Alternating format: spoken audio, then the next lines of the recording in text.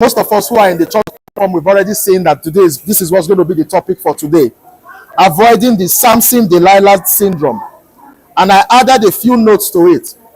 I said the topic, the lesson is centered on lessons on lust, manipulation, and weakness.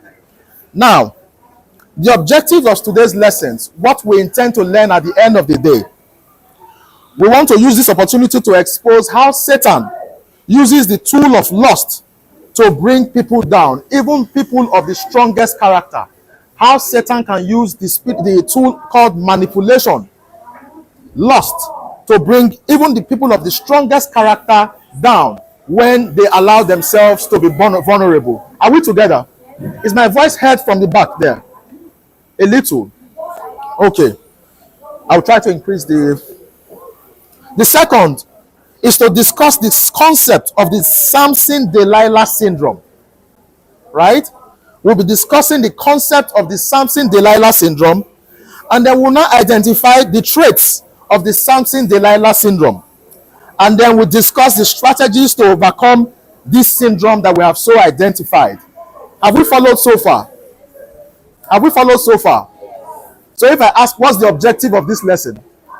Because that's the kind of class it's going to be. Because we can just ask each other questions. Then we'll know that we are following. Did we get the objectives of the lesson? Did we get it? Aha.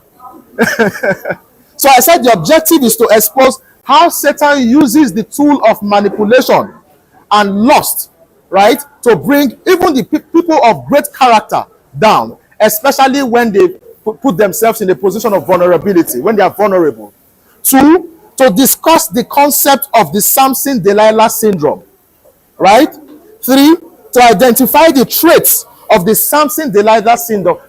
What are the characteristics when we say somebody has a Samson Delilah syndrome? What would you expect to see?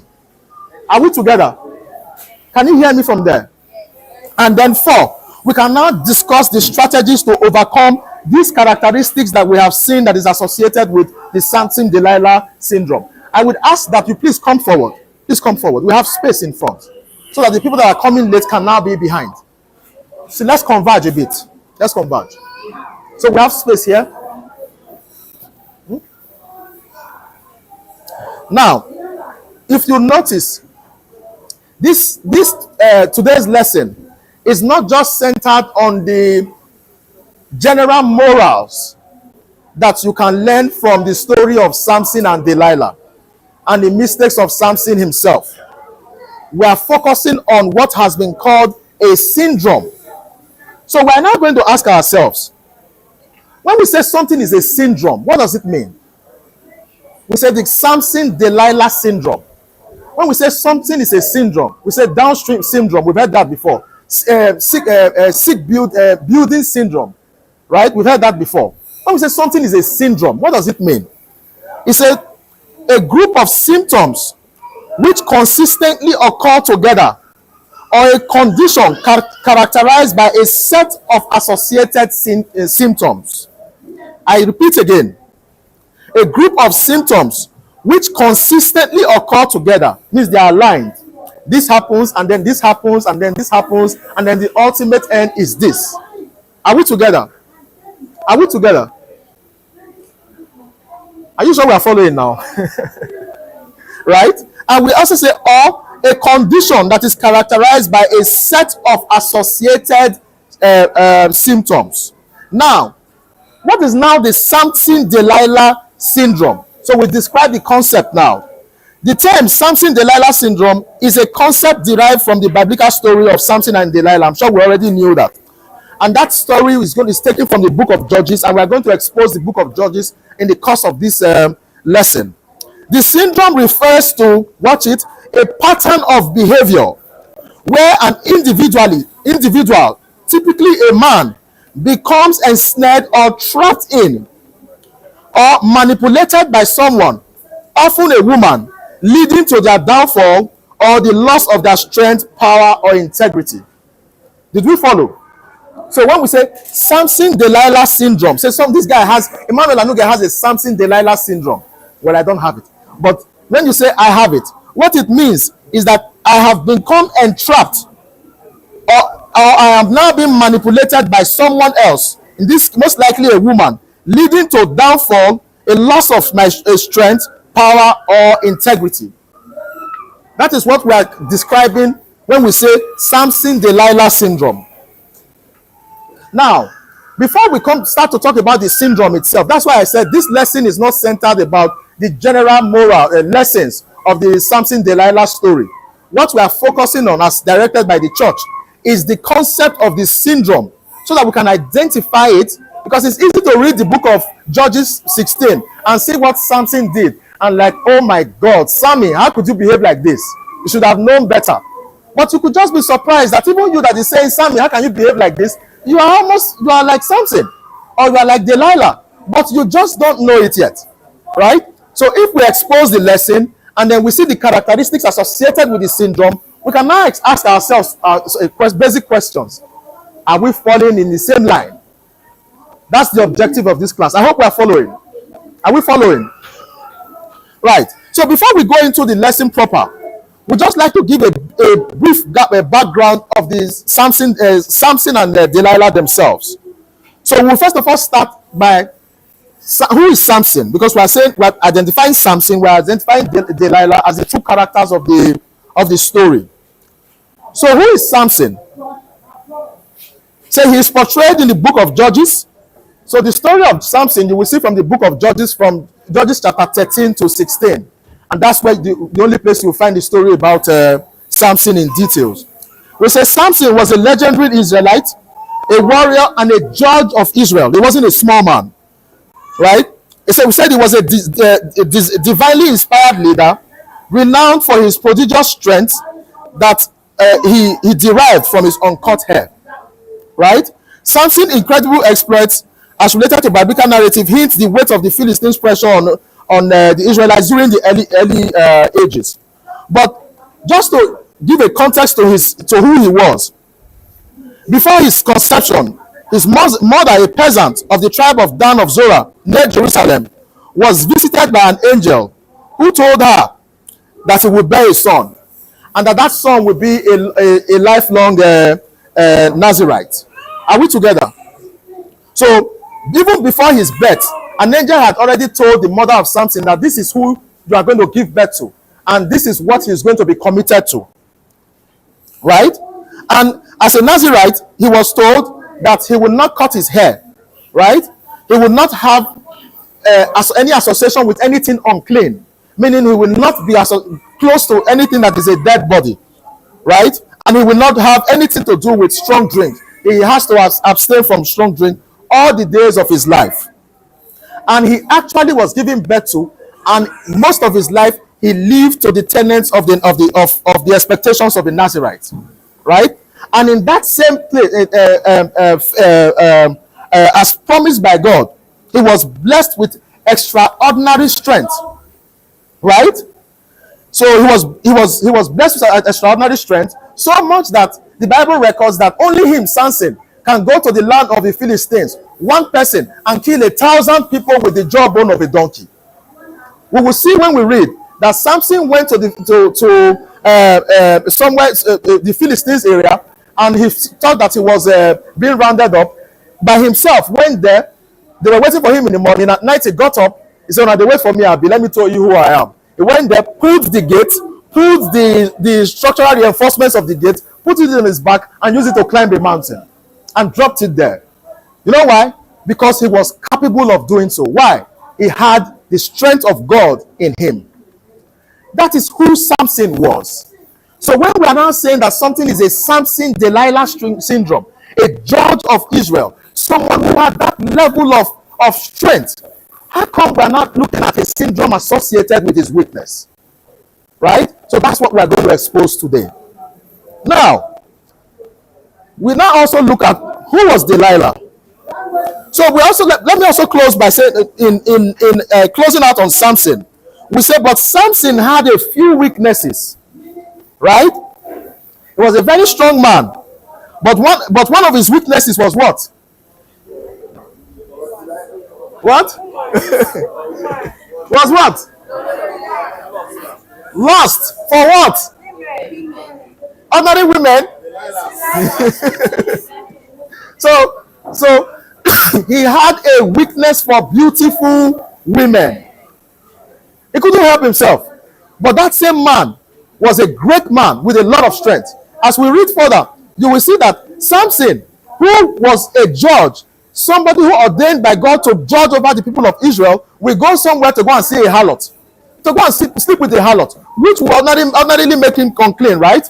And you will think that God would have left him by then, right? You will see this same man get up and go and pull a gate, meaning that the strength that God has given him is still with him, that God, even in spite of his misbehaviors, has not left him. You will see a story, I think in Judges 14, where you will see that Samson was going to go and marry a Philistine woman, something that was against the law of Israel. On the way, he saw a lion, killed it. On his way back, he saw that there was honey on it. He was not supposed to touch a dead body. He took from the honey and tasted it. He wanted to even go and give his parents. After that, he was still able to pull a gate after he has just slept with a harlot. That is the level of grace that was bestowed upon Samson. But like I said, recognizing that God was with him, knowing who he was, he had a very strong weakness, and that was weakness towards the opposite sex, women. Are we following? Now, who was Delilah? Delilah lived in the valley of Sorek, as the Bible tells us, which lay on the border between the territories of the ancient Philistines and Israel. So Samson was one of the judges who had an affair with Delilah and betrayed him to the Philistines. Delilah is the third of the women with whom Samson had a relationship with that was recorded. They were never married, but they were clearly strong lovers. She is commonly known for deceiving Samson, which led to his capture, enslavement, and what? And his death. Her name has since been synonymous with a voluptuous and treacherous woman. So when you see somebody called Delilah, what's the first thing that comes to your mind? A what? A traitor. I once had a secretary who I knew was already wrong in her ways. I think I've given an example of her before in this church. One day she wore a dress almost like a breast tube to the office, and she had an inscription on this side, Delilah. I said, okay. and that was not her name, right? So people do tattoos and put their names, right? But this girl was bold enough to write the name of a treacherous woman on the side of her breast. And you know that the art colleagues are still running after her. Right? And those people have read the book of Judges and they know Samson, right? But they saw it, they couldn't help themselves. A lot of people went down for that young lady, yeah? Yeah. A lot of people went down because of that lady. Because of her. So that's what we're going to be telling ourselves today. How we can help you so that when you see that you're in a position where you shouldn't be, you should quickly retrace yourself. But first of all, you will be equipped at the end of today's lesson to be able to identify that you're already on the path of Samson, or for the ladies, that I'm becoming a Delilah. It's easy for somebody to feel confident as a lady, right? So anywhere where I enter, the guys where all of them they bow down, they won't fall, they just look me. What did you do? You went there, wore a shirt, cut half of this breast, cut this one, cut this one, cut this one. Almost your breast is exposed, and you're walking around, and you're wondering why the men are looking at you. Why won't they look at you? Right? So when I enter the place, people just they look me anyhow, they bow for me. I'll be hot girl, of course. Of course. Do you understand? So at the end of the day, we will find out if those kind of character, those kind of behavior is something that you want to be associated with as a Christian. Are we together? Now, we are now going to read the book of Judges and explore the love story of Samson and Delilah. At the end of the story, we will find out how many people were in love in that story, or who was in love in that story, and what happened at the end of the day. So let's go to the book of Judges. The book of Judges, chapter 16. The text says that we're starting from verse 1, right? From verse 4. But I'd like to just give a bit of comic relief and ask us to start our Sunday school with verse 1. And you will see the character of somebody who is ordained by God and who was the judge of Israel. Somebody read verse 1 first. Then went Samson. Go ahead. Judges 16:1.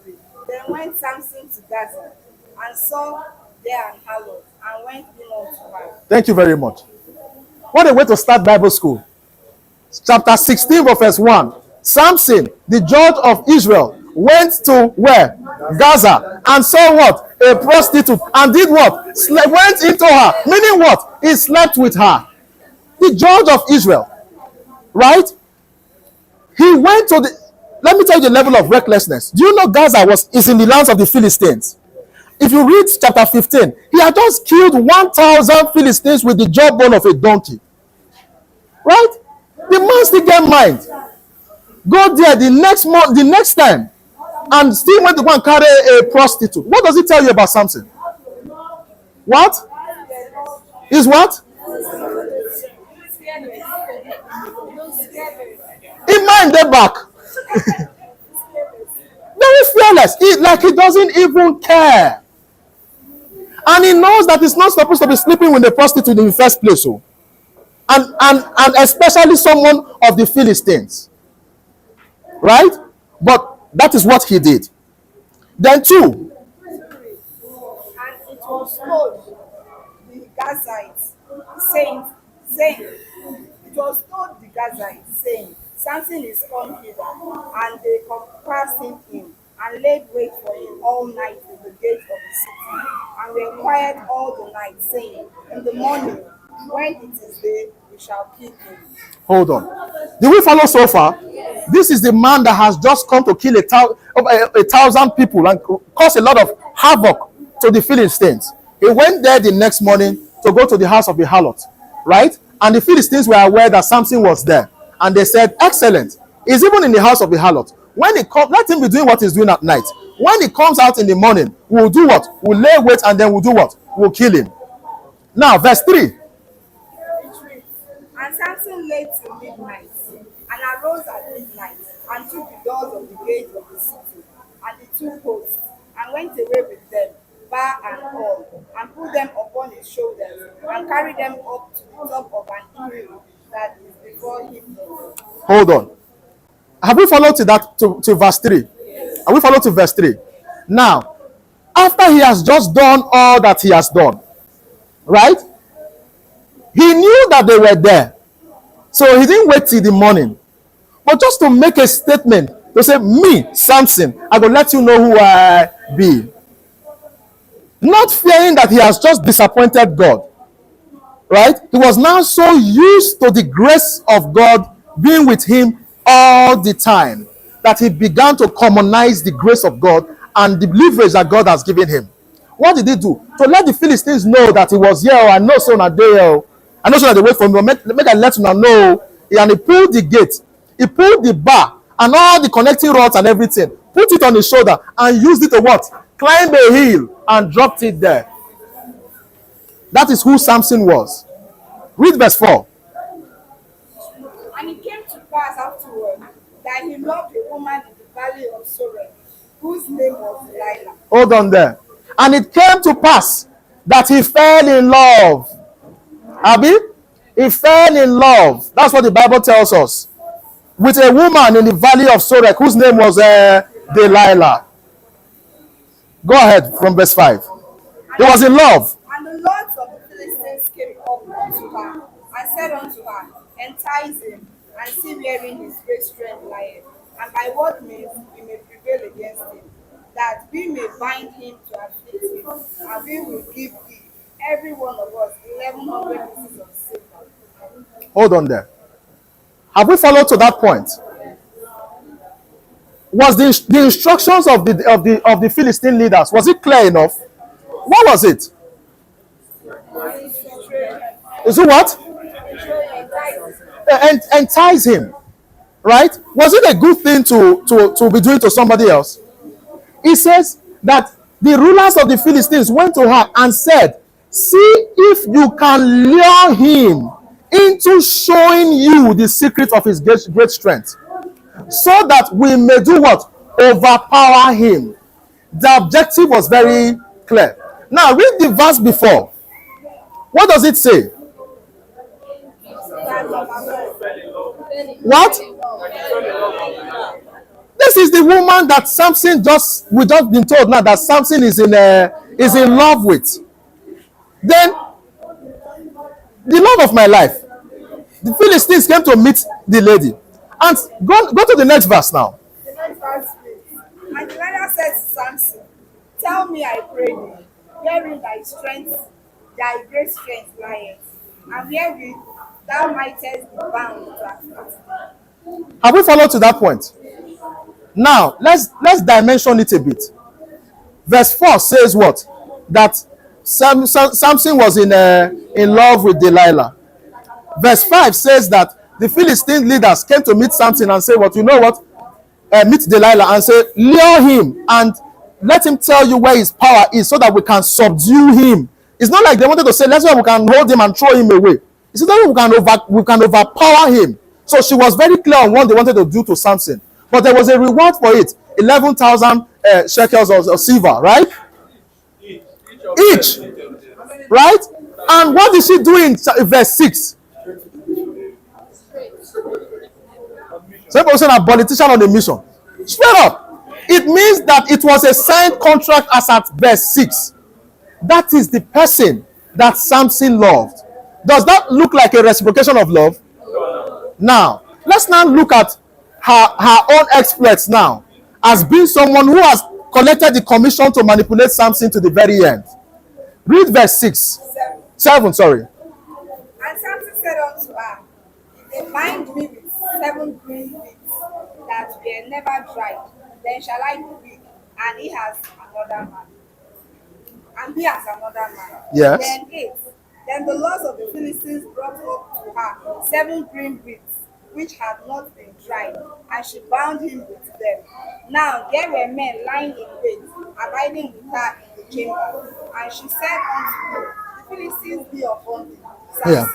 And he brake the wheat as a thread of gold is broken when it touched the fire, so his strength was not moved. Go ahead. 10. And Delilah said unto Samson, behold, thou hast mocked me, and told me lies. Now tell me, I pray thee, wherewith thou mightest be bound. Go ahead. And he said unto her, if they bind me fast with new ropes that were never occupied, then shall I be weak and be as another man. Delilah therefore took new ropes and bound him therewith, and said unto him, the Philistines be upon thee, Samson. And there were liars in wait, abiding in the chamber, and he brake them from off his arms like a thread. And Delilah said unto Samson, hitherto thou hast mocked me, and told me lies. Tell me wherewith thou mightest be bound. And he said unto her, if thou wavest the 7 locks of my head well.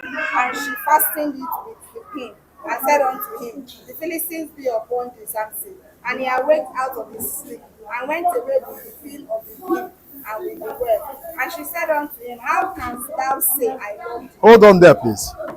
How many times? 3 times. So let's even say Samson did not understand the first time. Right? Let's say it was a mistake the first time. You know when they did it? They actually told Samson that the Philistines were upon you. And the second time, he still said something. Right? He shows a lot of confidence in himself, right? And also shows that he was getting weak as at the time. He was losing his control. And then the third time, he did the same thing. Now, clever Delilah, verse 15. Please let me read this. It said, then she said to him, how can you say, I love you, when you won't confide in me? This is the 3rd time you have made a fool out of me and haven't told me the secret of your strength. You see the words that he used there? He said, you said you love me, and you are making a fool out of me, You refuse to confide in me. Those are strong words, right? That if I was truly in love, I would say, why now? But I really love this lady. Why am I not confiding in her? That's the point that Samson was. Now, read 16. And it came to pass, when she pressed him daily with her words, and urged him, so that his soul was vexed unto death. Go ahead. That he told her all his heart, and said unto her, There hath not come a razor upon my head, for I have been a Nazarite unto God from my mother's womb. If I be shaven, then my strength will go from me, and I shall become weak and be like any other man. Hold on there. Right? He said, with such nagging, I want you to understand the strategies now, so that when we start to dimension it, you will know. He said, with such nagging, she probed him day after what? Day. What do you call that? She knew what she was doing, no? She was nagging every day. The Samson helplessly was coming to Delilah every day to be in a position to receive the nagging. He says that until he was sick to death of it. He said, I beg, what do you want again? My secret of my strength. I bowed my head. He was that tired. But was Delilah intentional? Yes. Was she strategic? Yes. The nagging, was it because she was just a woman? Women nag a lot? No.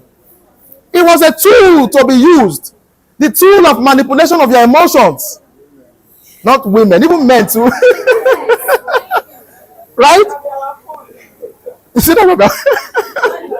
No, somebody jokingly says one of the most powerful beings in the world are women. It's true, eh? It's true. Now, so we're not going to dwell solely on the story, like I said. I just wanted us to get to the point where we will see the strategy that was deployed by Delilah, knowing fully well that she was going to remove 11,000 shekels from each from the Philistine leaders. So the story of Samson and Delilah illustrates several key themes that are often associated with what we are now calling the Samson-Delilah syndrome. And those themes, those key characteristics, is what we are now going to expose now. And we will see where they are from the verse. One of it, if we say that you are now experiencing a Samson-Delilah syndrome, will be that you are now vulnerable to manipulation. Are we together? Samson's affection for Delilah blinded him to her true intentions, making him vulnerable to her manipulative tactics. We've seen the manipulative tactics now, and we're going to expose it later. He used the concept of the idea of guilt. You say you love me, you are not doing this for me. You are making a fool of me. You know, in trying to prove to you that I love you, what do I do in return? I give a secret that I shouldn't have given. Right? It says, similarly, individuals experience the Samson-Delilah syndrome may be susceptible to manipulation by others due to their emotional attachment and desires. Note that the ability to manipulate you there is due to your what? Emotional attachment and what? Your desire. In this case, what was Samson doing? He was lost after Delilah. Why? He was having sex with her. Maybe she was even a very great person at sex, and she was a very fine woman. They call her a treacherous woman. Right? He was good. So because of that, Delilah knew and that he was vulnerable, and she capitalized on it to manipulate him to his very end.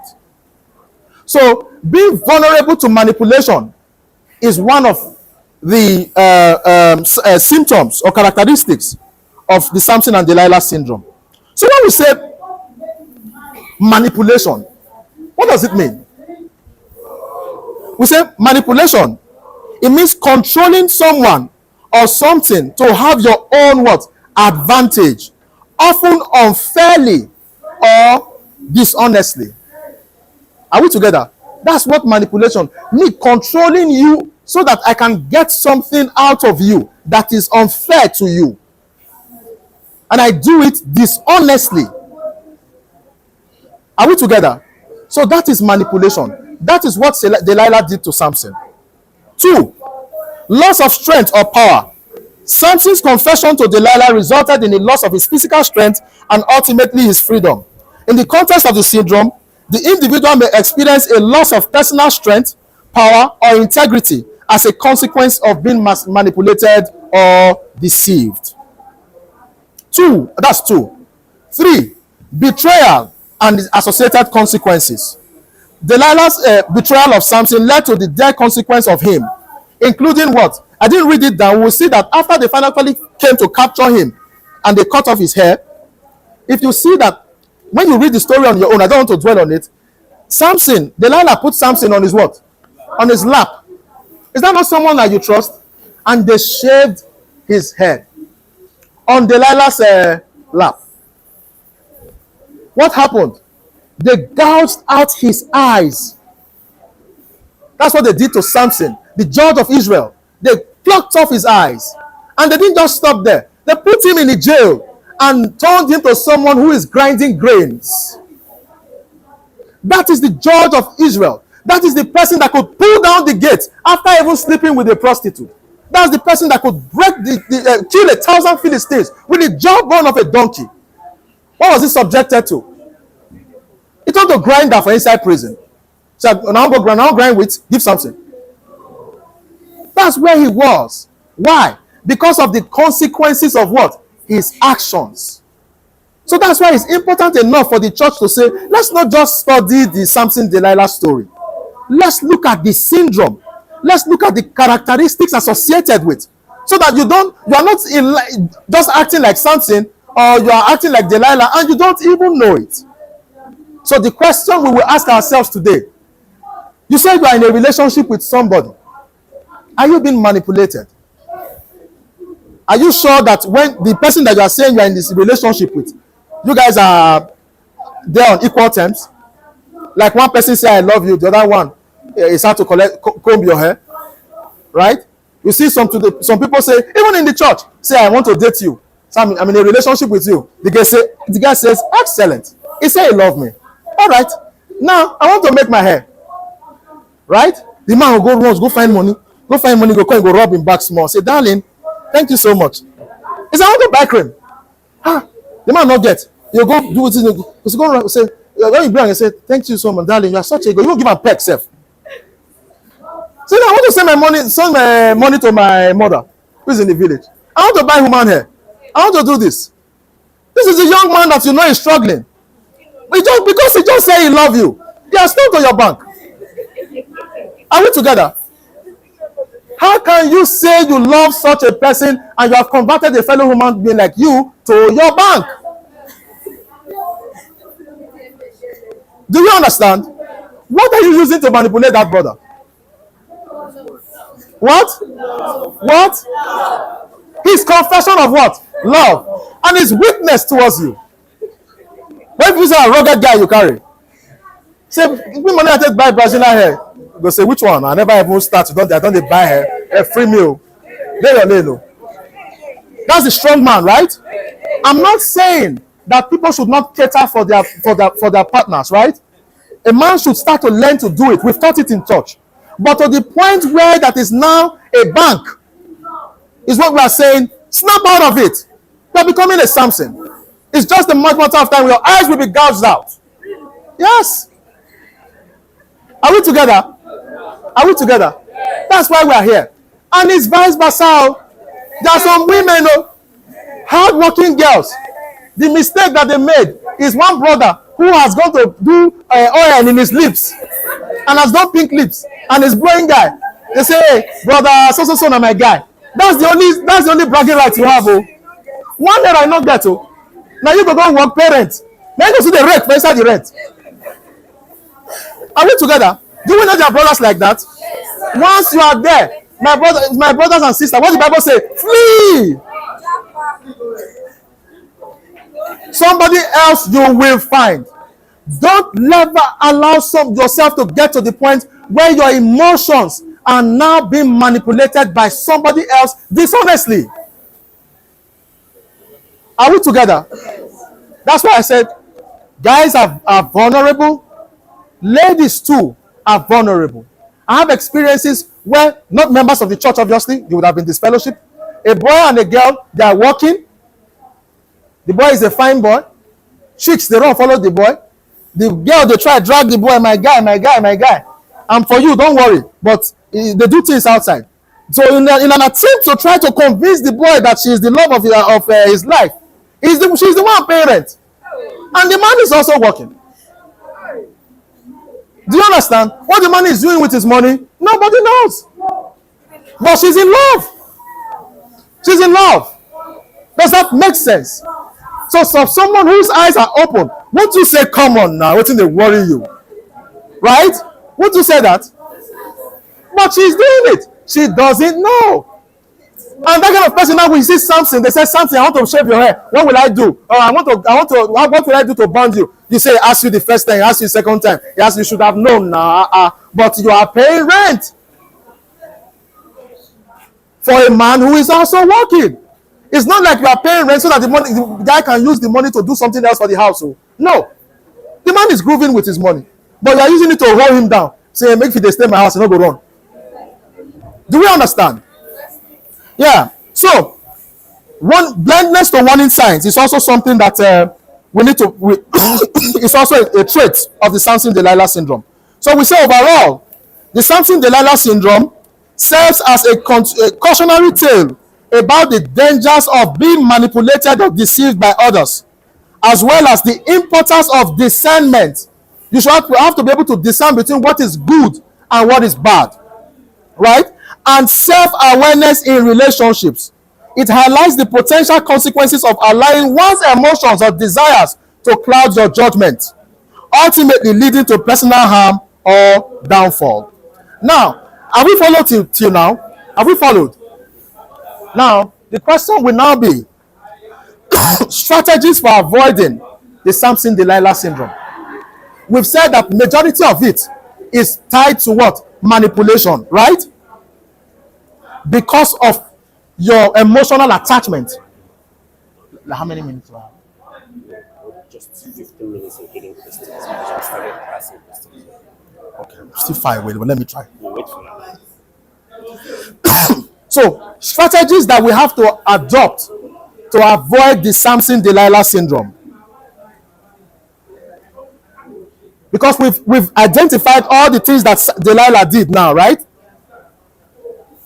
One of it is to recognize manipulative patterns. Thank you so much. Help me open it, please. Thank you. Recognize manipulative patterns. If you read the book of Judges from chapter 16, from verse 15, thank you very much. The signs were very clear, right? So if I wanted to underline the places where the manipulation was done, is first of all said, how can you say you love me? Which is the profession of love by Samson. He said, you can't confide in me. That is one. You have made a fool out of me. She probed him day after day until he was sick to death. So those are signs of manipulation, right? So we see these common tactics used by manipulators. So some of these tactics include flattery, deception, emotional manipulation, shaming, and blaming. I'd like us to quickly read from the book of Proverbs, chapter 26, from verse 24 to 26. Very quickly.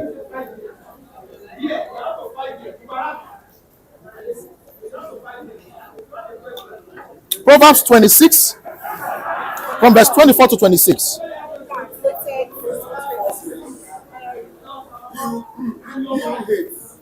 This guy's his lips and lay up his feet within himself. When he speaks kindly, do not believe him, for there are 7 abominations in his heart. Though his hatred is covered by deceit, his wickedness will reveal before the assembly. That's it. Read Proverbs 7, 21 to 23. Chapter 7, verse 21. With her enticing speech, she calls him to you. With her flattering lips, She seduced him. So you hear what he said? He said what? Flattering what? Enticing what? So when you see somebody unnecessarily flattering you, right, in the process of trying to get something from you, my brother, my sister, please take a step back and stand on your guard. Are we together? So we must recognize and be vigilant to the signs of manipulation. We must recognize and be vigilant to the signs of manipulation, which include flattery, deception, emotional manipulation, shaming, and blaming. Any of these should not be a basis for you to make a critical decision in your relationships. Are we together? The next one, strategy to avoid the syndrome, is cultivate emotional strength. Was Samson a strong man? Yes. Was he a strong man? Yes. Was he strong emotionally? Did he have self-control? The guy, as strong as he was, he had a severe weakness for women. Right? Now, where does strength come from? Where can strength come from? From the mind. Excellent. From where again? Now, if your strength comes from training, you will ultimately fail. If your strength comes from your mind, you will ultimately fail. You have to take the strength from where it will never ever fail. And that is from who? From God. Don't say it's just a relationship, I will not pray. Put it to, nothing is too small to pray about. I tell you, your strength should be anchored on God. So number one, read from book of Ephesians chapter 6. Ephesians chapter 6 from verse 10 to 11.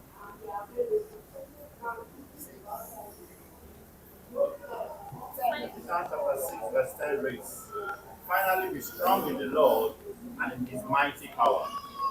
11. Put on the full armor of God so that you can take your stand against the devil's schemes. Are we together? How many parts of the armor of God did he say we should put on? How many? So that why? So do we understand it now? He said put on the full armor of God so that you can withstand the devices of the evil one. And I have said that manipulation is a vice of the devil, right?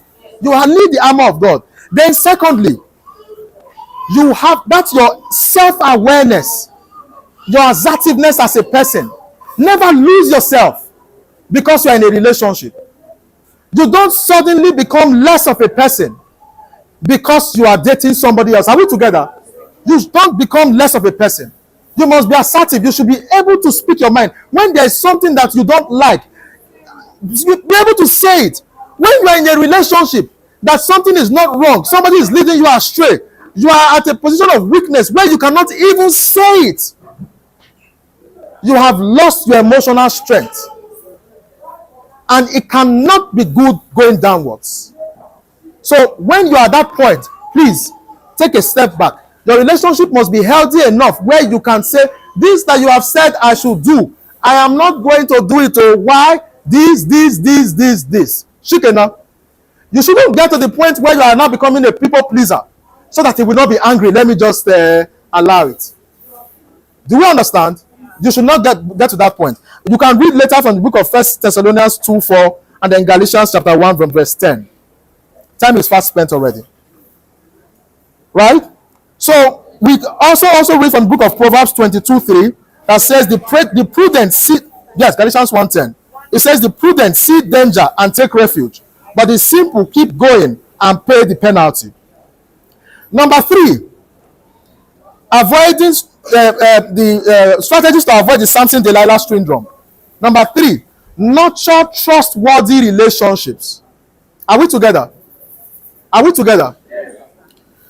There must be, your relationship with your partner must be trust. The person must have earned your trust for you to just be giving out all the things about you. So what is trust? When we say trust, what is trust?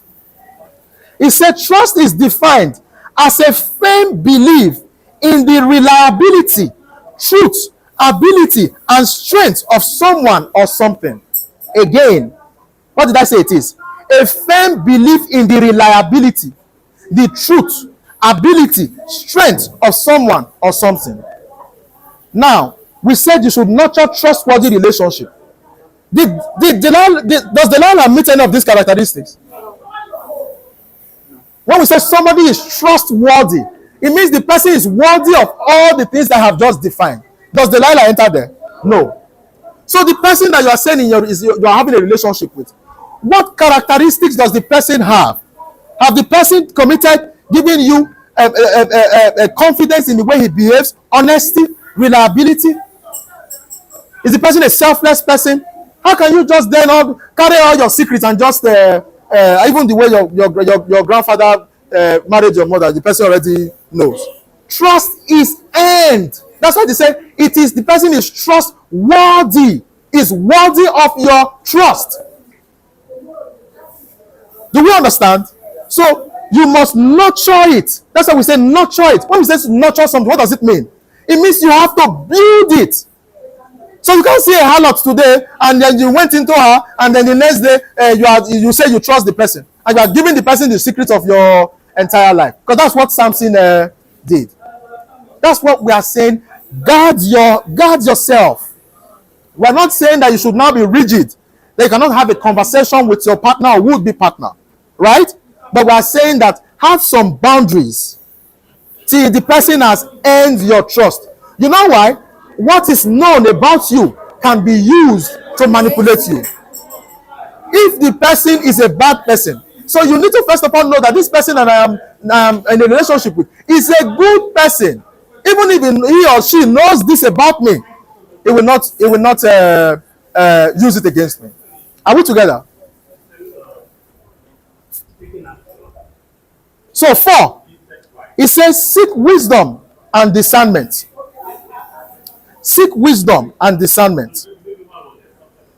Never think you know too much to ask questions. Have mentors. I see some of our youths come to church 12:31, 12:01. They're already at the gate. You wonder whether when we were saying closing prayer, they were by the computer village gate. They don't talk to anybody. Right? You are supposed to have friends. That's the beauty of the community. The Christian community. You are supposed to have friends. There is supposed to be someone. My wife is in the other church class. I hope she can hear me. There are times that my wife does something to me. I will say, if you say that in the guy, I will call Sister Margaret to call. Right? You know why? Because I know that Sister Margaret Okon is her friend. If she has done something wrong and I cannot correct her, and I know someone that can talk to her. If I do something wrong, say, okay, wait now, don't worry. Got to say, make them brother Chinedu are in church. Don't worry. So between now and that time and Sunday, I have to quickly correct myself before I'm reported, right? Do we understand? But I'm excited by it. It's not saying I'm going to report you to your father. It's not saying I'm going to report you to one woman that will say, your husband, they do that kind of thing. Can I go one prophetess house? So when they go pray. So when your husband, they sleep, put calabash under the bed. So that the smoke, but they enter your husband's head, you come there, hear what? Do you understand? So, seek wisdom from people. Have mentors. People have been married. Marriage is not something that you read from the book. It's from experience. So somebody married 2 years. When I see someone that's been married for 30 years, I'm like, wow, how did you do it? Nobody knocked each other's head after 30 years. It takes a lot, eh? So you must go and ask questions. Do you understand? Now, I'd like us to read from the book of Proverbs.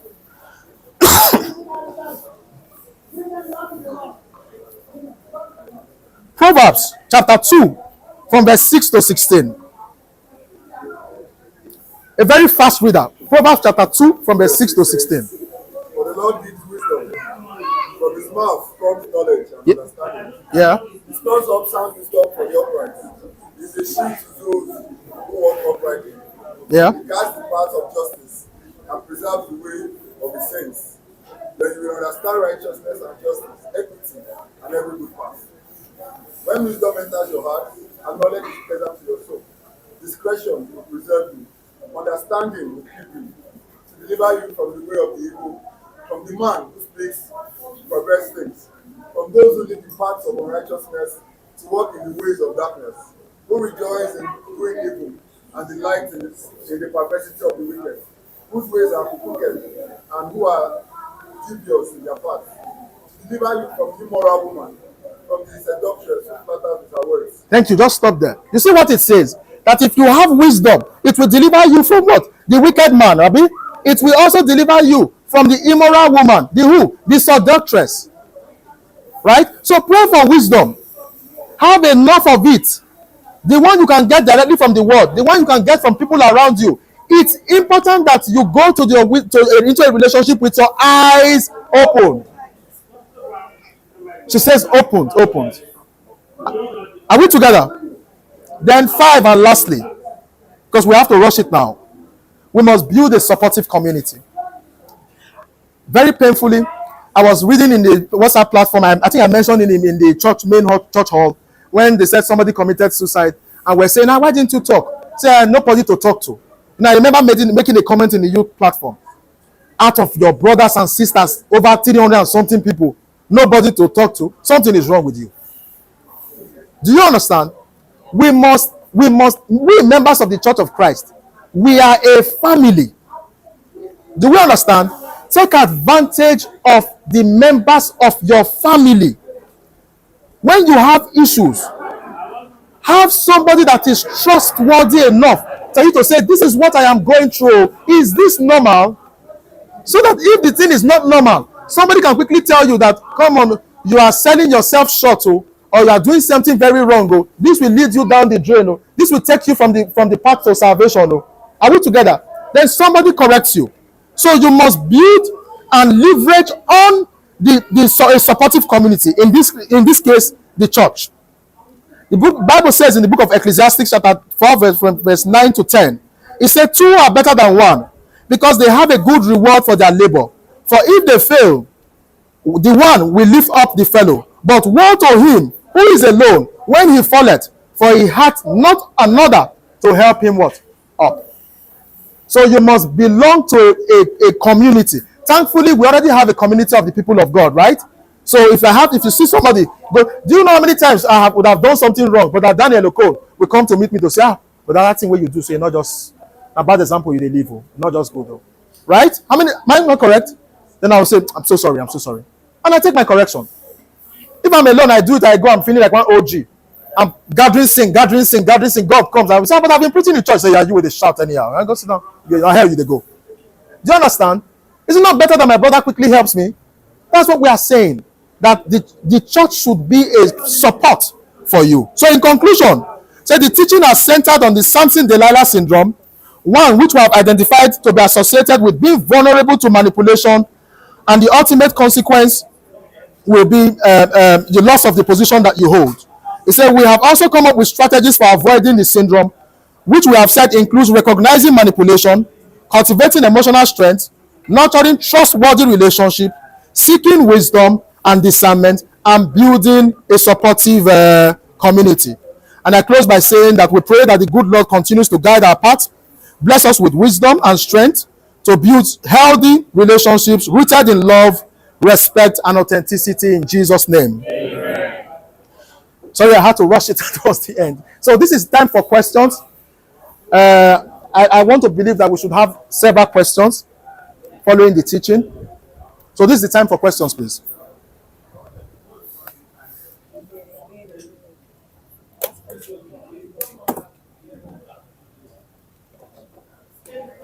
Sorry, please, let's go ahead. Brother Chubon, please go ahead. Good morning. Just to say, hold on. If we teach and nobody asks any question, it means two things. One, it's either the people were not listening, or the teaching was maybe so boring that nobody was intrigued enough to say, I have a question. Well, I don't want to say that one. Go ahead. Thank you so much.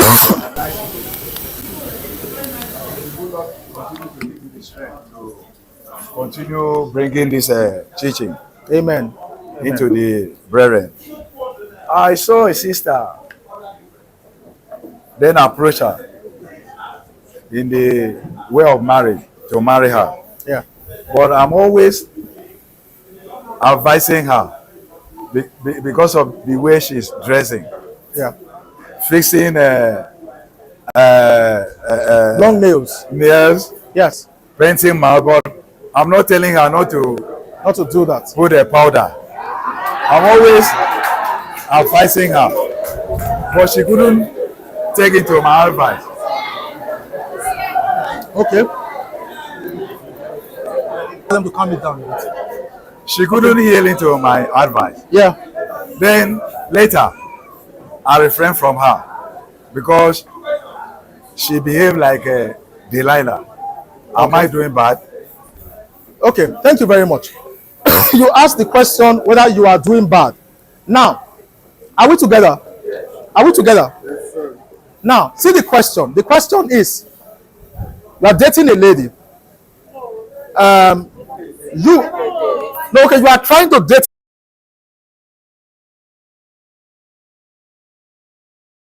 Try to change somebody. So the objective of trying to date somebody is not to try to is not to change the person from who the person is. If the person has a bad spiritual character, a bad Christian character, we can say let's use the Bible to correct. But somebody wears short skirt. What's the definition of short skirt? So if the skirt is here, right, it's okay. But I've seen the skirt that is at the bum, as in you will see half of the bum out. If you come to near me, so you come my area now. They are there every day, right? So that one is a seductress. They wear it, they come to the supermarket, they open their breast. My wife saw one, they say, now, close your breast. Do you understand? She normally doesn't talk, right? Maybe she'll just be watching me to see, let me watch to see if you look at that girl, right? Do you understand? But for this one, she didn't even know. They say, now. Do you understand? So if you are dating a seductress, because every lady that comes out, some people have different motives, eh? Some people come out, say, I won't pepper them today, like the one I described before. Wear cloth, cut here, cut here, cut here, cut under the breast, leave only the nipples, cover, leave under, leave the top. Come out. Wear short skirt, come out. Or wear tight, wear be like pants, come out. Come my area, you'll see them. Is she dressing like that? So, maybe your kind of girl, right, is the one that the skirt will be long to the ankle. You want a traditional girl, then that girl is not for you. But there are girls that are for that will fit that bill.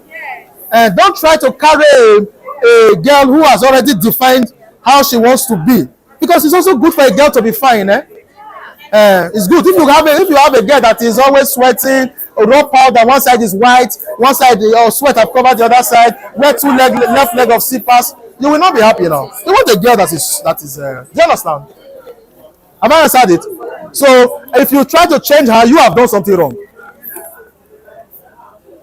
Okay, says thanks for what? Okay. Okay. I thought it was with question. Please, more questions.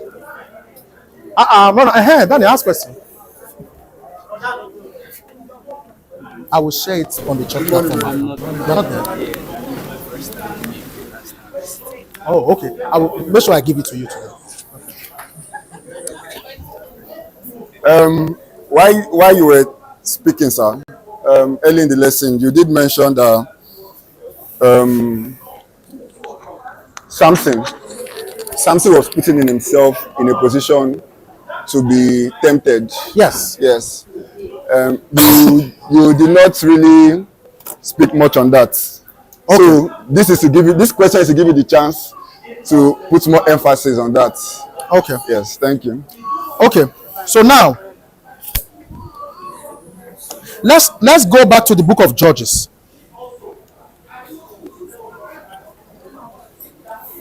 Samson understood that he was tempting God and then also tempting himself.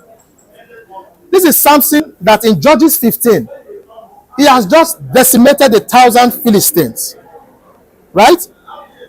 Judges 16. That's why I said on a lighter note, even though verse 1 is not in the text, I like to just read it so that we can see the verse we are starting our Bible study with. Samson went to Gaza. He went to the house of a harlot and he went into her. Right? And the Philistines knew that he was there. So his actions from verse 1 already show that, first of all, he cared less about the consequences of his actions. Now, let's go to when he was tempted. Now,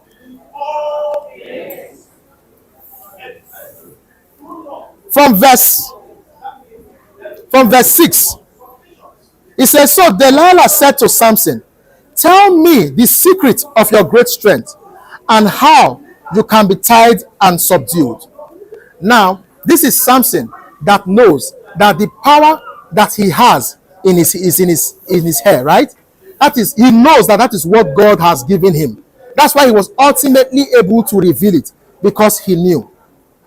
Now, 7, Samson answered, which means she probably found it a romantic, flirty thing. He was turned on by it.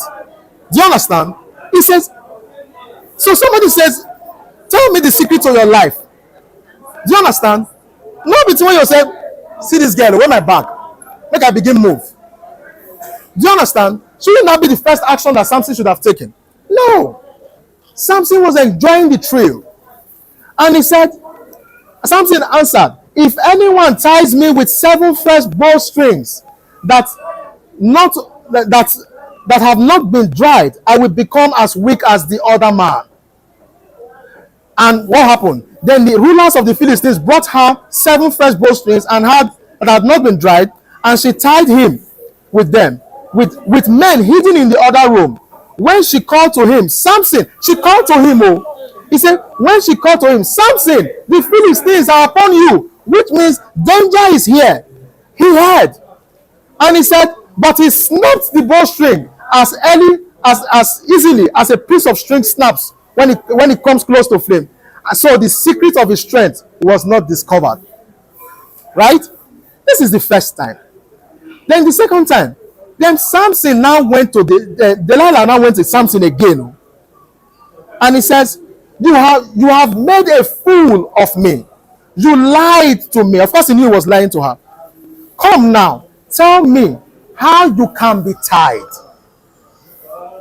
At that point, if he wasn't enjoying the thrill, shouldn't you have taken the exit door? No.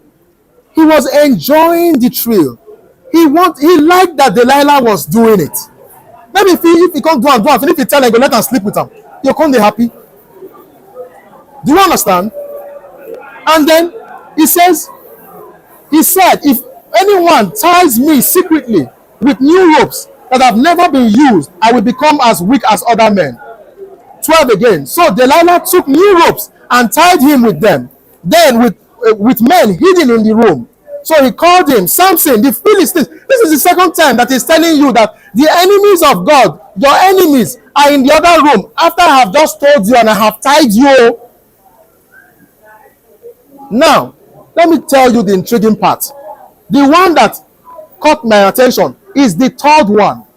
You see, the first response was rope, right? Fresh rope. The one was rope that has never been used before. But see the third one. He started to go close to his hair. He knew. That's why I said it appears that he was enjoying the thrill of the manipulation.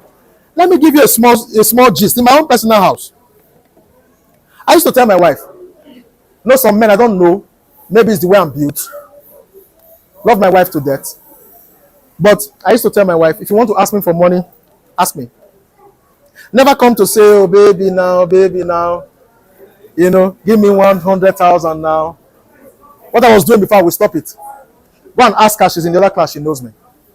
She says, babe, some people used to tell me that if they want to go to their husband, they'll give them money, they will rub his back. I said, the day I do it, know that my secretary in the office will also rub my back and I will give her the money. It's a life, I'm not saying, for me, as you can ask her, she's there. It's a life principle for me. If you want to collect something from me, don't use sexual appeal. Because you can in the process of trying to be, what's what I'm looking for? like a thrill. It can from thrill enter the position where you don't know when you have lost it. That's what Samson did. So at the third attempt, he had left rope. He had gone to his hair. Even he at that time could have recognized that that was close. So he now said, shave. Do you know that when Samson was born, we didn't read from 23 downwards. Do you know that when they have shaved his hair and they told Samson, the Philistines are upon you. Do you know what he said? He said, let me shake it off the way I was doing the other times. He was still taking the grace of God for granted. He knew that what he was doing was wrong, but he always capitalized on the fact that even when I do it, the grace of God will still be with me. Not be me, Samson. What can happen to me? And he's still like, no, come out. It don't be, right? And that's how he lost his eyes. And then that's how he met his end. So my point is, he enjoyed the thrill. He knew that danger was ultimately coming to him. But because of his lust, because of his attraction to what he was going to get from Delilah, he could not leave. Men, be very careful. And I think it's a male thing. I have dogs in the house. These are not human beings now. When my female dog is on heat, my male dog can eat me. Are we together? When my female dog is on heat, if I try, so when I know that my female dog is on heat, I try to go and find a way to carry the chain and go and train the dog. If it's 4 days, that dog will not be released. The dog will act like and the dog, you know the dogs now, they're very big. They won't remember me. Why? Because of the attraction to the female dog. I'm like, what is wrong with you? Do you understand? So that's how it can be if you are not careful. If you are lost in lust towards a female, there will be things that will naturally will not make sense to you before. They will begin to make sense.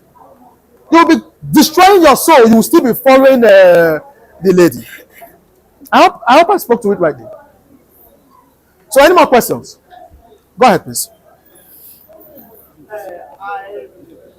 Based on the story of Samson, I realized that even when they tied Samson on those 2 pillars. Oh, okay. Even when they tied Samson on those 2 pillars, Yes. after shaving his hair. We'll soon finish. Sorry, go ahead. So I realized that when the hair started growing back and his power was coming back a little, and he was blind then. Yeah. So because of the love he was having for Delilah, he was still asking Delilah to leave the temple, that something great is about to happen, because he had genuine love for her, even when she treated him badly. So now, are we supposed to love to that extent now? Okay. Let me first of all ask, are you sure that is in the Bible? He Yes. asked Delilah to leave the temple. Yes. Check that place. Read it for me. Please, who can go to the book of Judges?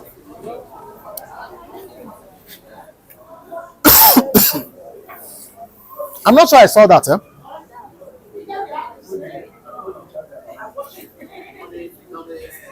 That story. It's not there.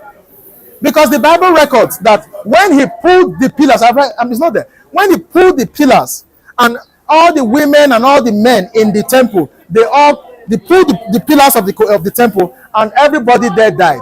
The Bible does not even record whether Delilah was there. If not Delilah, where I know, based on who she be. Delilah, we don't do like 2 countries away. So that Delilah not be like best way go die for temple. No.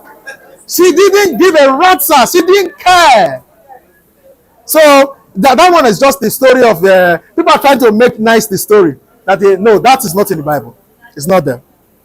Now somebody says, thank you for your nice lesson. Can one use manipulation in a positive way? This is to dress someone to do something you feel it should be good for the 2 parties. Okay. Now, there's a difference between advice, influence, and manipulation. Right? There's a difference between advising somebody. There's a difference between positively influencing somebody and manipulating somebody. So the word manipulation cannot be a good thing, but you can positively influence somebody. So if somebody is doing something bad, you can influence the person several ways to make the person see reason. You can advise in several ways.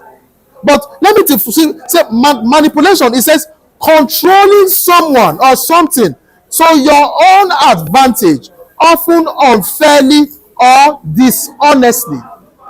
That is manipulation. Controlling someone. Why in the world do you want to be controlling another human being? There's a difference between influencing the next person and controlling. If somebody knows that you're controlling the person's life, do you think the person will be following you again? So that's what we're saying. Even when we go into a relationship, the relationship must be built on mutual respect. Right? Must be built on mutual respect. So manipulation cannot find its way into a healthy relationship.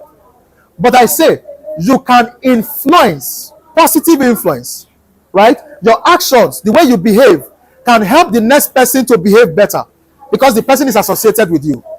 Sometimes, if I do something wrong, my wife says, "You do this, and I've been doing this since we got married." I say, "Wow, then shame on you. If I've managed you for 11 years, I'm still behaving well like this. It means you are not doing well." Do you understand? I will say, if I'm doing something wrong and you have not been influenced me to be a bad person, don't think it's only me that has done wrong. You too, you are also not doing well. We're rounding up, right? So that's the point I'm trying to say. That your association with the next person should be positive in the life of that person. But no way should manipulation ever come into our relationships. All right, on this note, we'll bring the teaching to a close. Thank you all for your questions and thank you all for your attention. God bless you all. We meet the next time I'm scheduled. Thank you.